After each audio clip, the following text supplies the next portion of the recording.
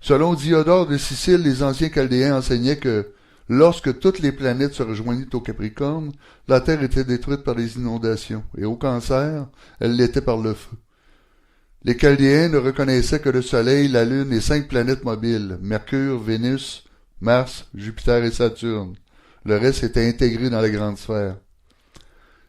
C'est le 22 décembre 2020 à 1h53, 1h internationale 53, que la constellation du Capricorne sera le siège d'une puissante conjonction de Jupiter, de Saturne et de Pluton, suivie en quelques semaines du Soleil, de Mercure et de Vénus.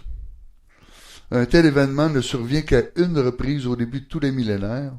Il est le début, la cause d'un débalancement de la Terre tous les 1000 ans, coïncidant exactement avec le début des grands cycles de froid, comme celui qui a conduit aux petites ères glaciaires.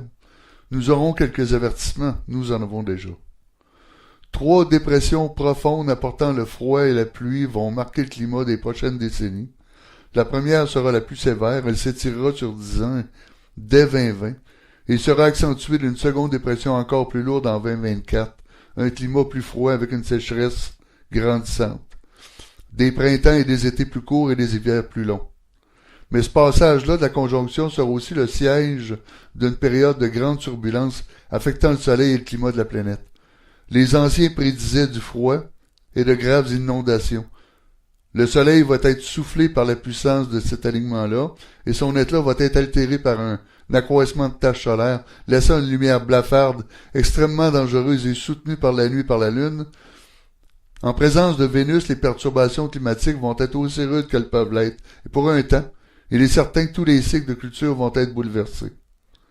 Le climat vital va se jouer aussi, parce que devant cette orgie-là de puissance va s'ajouter la planète Mercure, le principal ingrédient des crises humaines et puis le maître de l'insensé, jusqu'en mars 2021. Les fragiles du haut vont brûler des fusibles à répétition, jetant une menace sur notre paix et notre sérénité.